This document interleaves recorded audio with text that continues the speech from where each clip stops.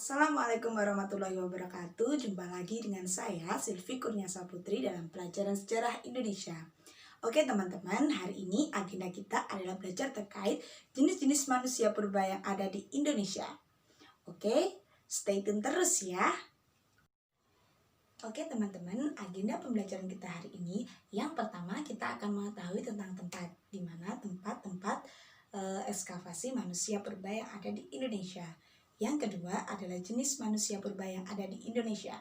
Yang ketiga kita akan Q&A yang kita akan diskusikan di WA Group. Oke, yang keempat adalah penugasan. Oke teman-teman, kembali lagi pada konteks kita yang pertama terkait tempat. Di sini Ibu akan menjelaskan tentang tempat penting terkait kehidupan manusia purba di Indonesia. Ada dua tempat penting, yang pertama ada di Sangiran dan yang kedua ada di Trinil. Kita bahas yang pertama ya, yang ada di Sangiran. Nah, di Sangiran ini merupakan tempat penting ya yang ada di Indonesia terkait untuk menguak kembali sejarah kehidupan manusia purba. Sangiran sendiri luasnya mencapai 7 km ke arah timur maupun ke arah barat. Jadi kawasan Sangiran ini meliputi dua kabupaten, yakni Kabupaten Seragen dan Kabupaten Karanganyar. Oke, formasi di Sangiran merupakan kubah raksasa, di mana kubah tersebut hasil dari erosi dari puncaknya, sehingga erosi tersebut menimbun fosil manusia purba, fosil binatang, dan artefak yang ada di dalamnya. Selanjutnya Ibu akan jelaskan terkait formasi lapisan tanah yang ada di Sangiran. Oke, seperti yang Ibu katakan sebelumnya, di sini Ibu akan menjelaskan tentang lapisan tanah yang berada di Sangiran. Untuk lapisan tanah yang paling bawah itu disebut lapisan biru atau formasi Kalibeng ya. Di sana itu formasi yang paling tua. Yang paling muda lagi ada lempung hitam atau yang disebut formasi Pucang. Oke, yang atasnya lagi ada formasi namanya formasi Kabuh. Selanjutnya yang agak atas, agak muda itu disebut formasi Notopuro. Dan yang paling atas, yang paling mudah sendiri yang kita cek ya, ada disebut formasi Resen. Nah, formasi-formasi tersebut adalah formasi dari endapan hasil erosi kubah yang di atasnya. Oke, selanjutnya kita kuak lagi sejarah tentang Sangiran. Kenapa Sangiran itu menjadi penting?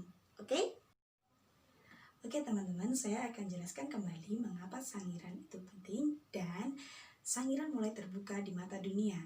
Yang pertama, tahun 1864 ditemukannya fosil vertebrata di Kaliosro oleh P.E.C. Semuling. Nah, mulai di situ Sangiran mulai menjadi penting tentang terkait sejarah manusia purba di dunia ya. Kedua, tahun 1934 von Koningswald menemukan fosil litik di wilayah Ngepung. Nah, setelah penemuan fosil oleh von Koningswald ini, Sangiran menjadi salah satu tempat penting mengungkap bagaimana sejarah manusia purba. Oke. Tahun 1966, Sangiran mulai masuk ke daftar warisan dunia di UNESCO.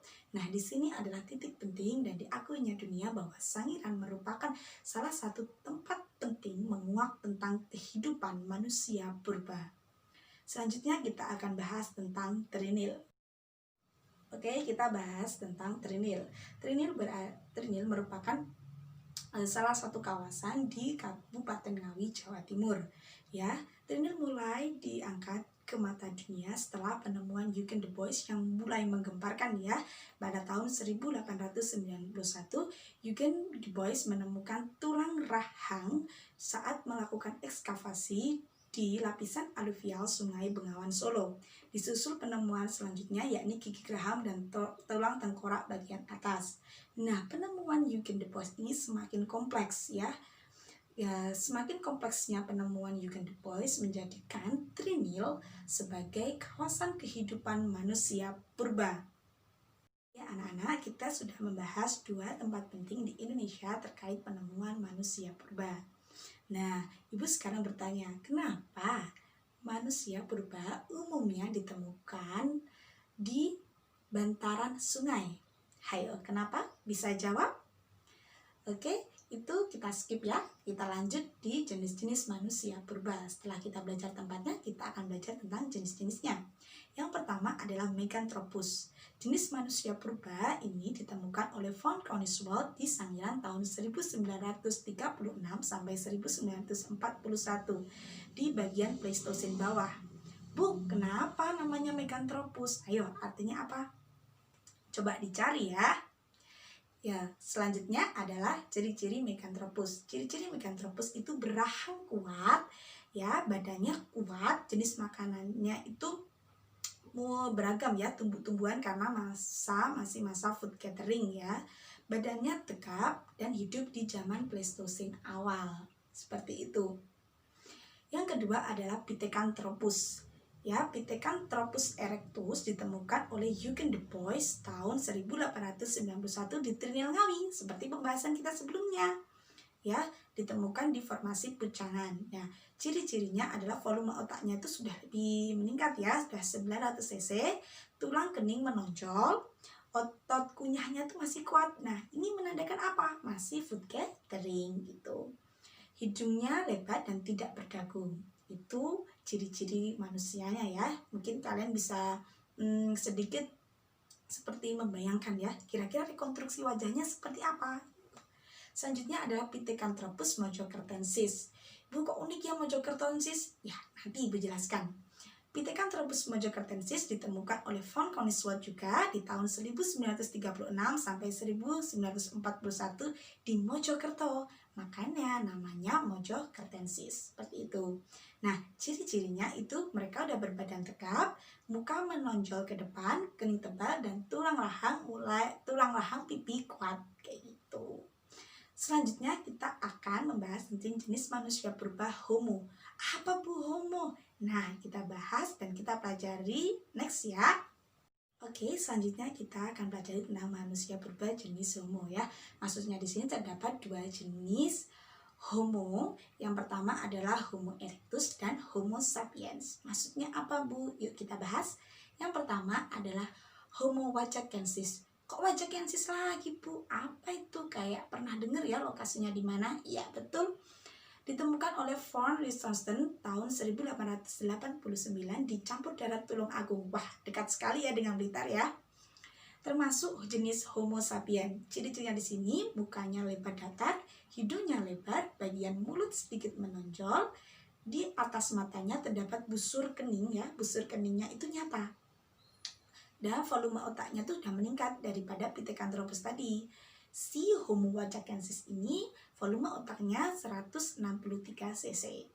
Selanjutnya kita lanjut ke arah timur terus ya. Kita ke Homo floresiensis ya. Homo floresiensis ini ditemukan oleh tim gabungan peneliti Indonesia dan Australia tahun 2004. Masih itu ya, masih muda sekali ya penemuannya. Atau disebut juga manusia Homo floresiensis ini manusia liang buah. Kenapa liang buah? Karena ditemukannya di gua liang buah ya. Berukuran kecil daripada umumnya atau disebut hominid. Nah, kalian pasti bertanya, Bu, kok itu bisa ya? Kita pelajari dan kita Q&A di grup WA ya. Ciri-ciri dari Homo floresiensis itu volume otaknya tuh kecil sekali nak, 380 cc. Tengkoraknya rendah dan badannya berukuran kecil, makanya lagi disebut hominid. Oke, yang ketiga adalah Homo solosiensis. Kita lanjut ke arah barat ya. Ditemukan oleh Ten Har Opernord tahun 1932 di Ngandong, Jawa. Di Ngandong. Oke, ciri-cirinya itu volume otaknya tuh 1000 sampai 1200 cc. Ya, ini udah udah lebih baik ya, udah kompleks. Dan tinggi badannya sekitar 330 sampai 210 cm. Itu sudah hampir menyerupai kita pada umumnya saat ini. Badannya tegap, tonjolan kening itu terputus di tengah. Jadi sudah tidak menonjol banget seperti Homo wajakensis tadi. Oke, sekian penjelasan dari Ibu tentang jenis-jenis manusia purba. Next, kita akan lanjut ke hikmah pembelajaran. Oke anak-anak, hikmah pembelajaran apa yang bisa kita dapat pada hari ini? Apa ya? Coba kalian pikirkan. Menurut Ibu, hikmah yang kita dapat di pembelajaran pembelajaran kita hari ini, terlepas dari perdebatan kanan dan kiri, itu kita bisa menghargai, kita bisa menyayangi, kita bisa ikut turut berbangga bahwa Indonesia juga sebagai salah satu kawasan bersejarah terkait manusia purba, dan kita harus melestarikannya. Lebih baiknya kita mau mempelajari sekedar untuk wawasan umum ataupun studi akademis seperti itu. Oke, sekian video pembelajaran dari saya. Ada kurang lebihnya saya mohon maaf. Wassalamualaikum warahmatullahi wabarakatuh. Kita lanjut Q&A.